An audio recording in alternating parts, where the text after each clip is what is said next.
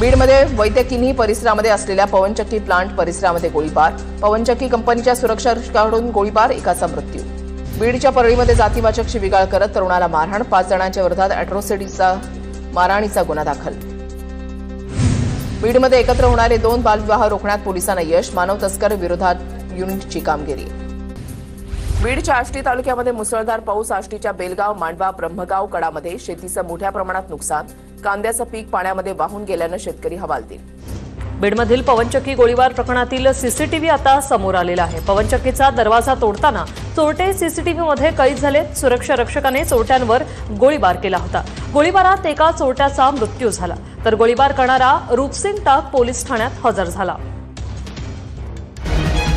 3 वर्षांपासून सातत्याने TV9 Marathi number 1 बातम्यांचं एकमेव हेडक्वार्टर TV9 मराठी। आता DD फ्री डिशवर चॅनल क्रमांक 68